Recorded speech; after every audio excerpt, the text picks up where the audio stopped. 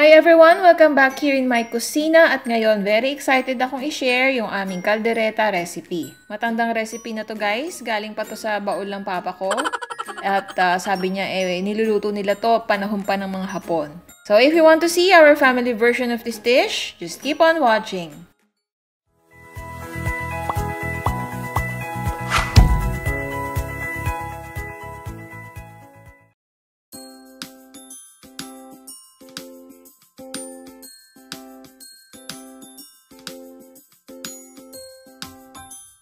Welcome back guys! Bago tayo magluto, gusto ko lang i-welcome lahat ng bago nating subscribers. If you want to check out my previous videos, i-click nyo lang yung My Kusina icon sa lower left ng ating screen at i-direct na kayo doon sa homepage ng My Kusina.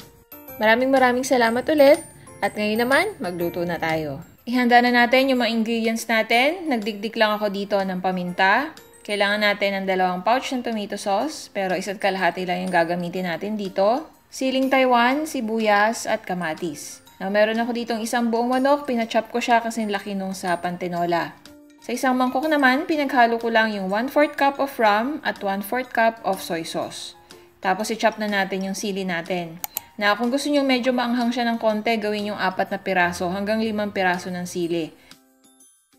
Ilagay din natin siya dito sa ating soy sauce mixture.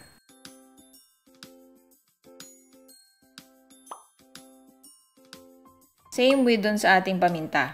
And then, i-chop ko lang yung sibuyas ng pino at i-chop na rin natin yung ating 3 piraso ng kamatis.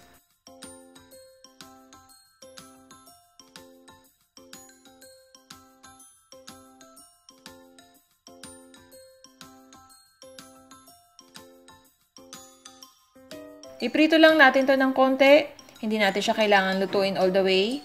Basta't mabawasan na yung kanyang juice at maalis yung hilaw na kulay niya, no? Yung pagka-pink, okay na yon.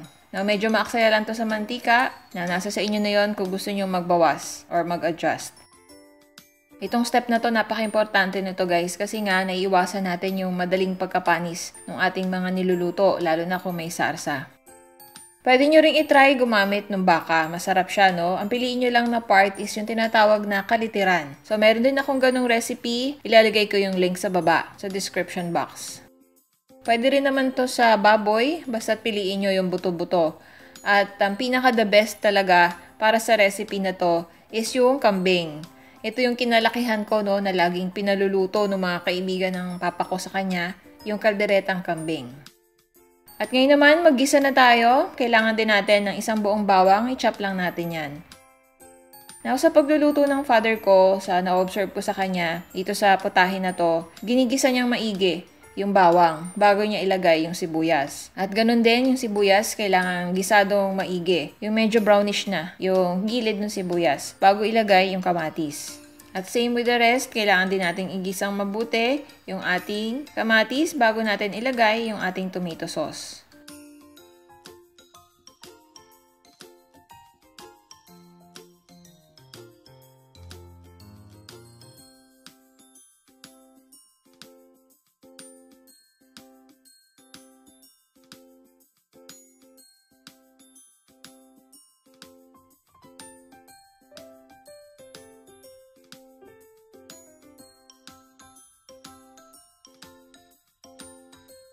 Now, itong ganito kalaking pouch, 1 kalahati yung ginamit ko. Make sure lang na yung original ang mabili ninyo. Ito kasi Filipino style. Medyo matamis siya. Hindi siya masarap.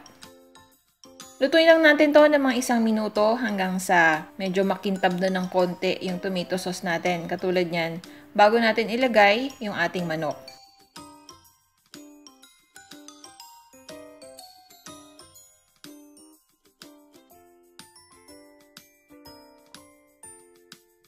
At para medyo kumapit yung sarsa, niluto ko lang to ng mga 1 minuto pa.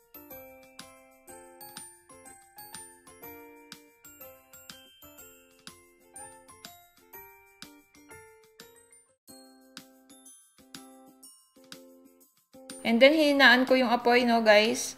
Saka ko nilagay yung ating soy sauce mixture. Nagdagdag din ako dito ng 1/2 cup of water.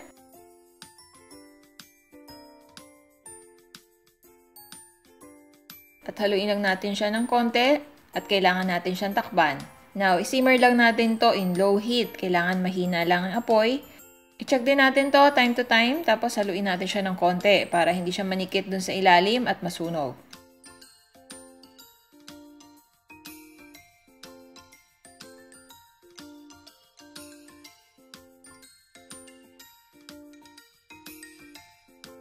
At ito na nga guys, kapag malambot na yung manok at halos na nga lahati na yung sarsa natin, ready na yung ating kaldereta.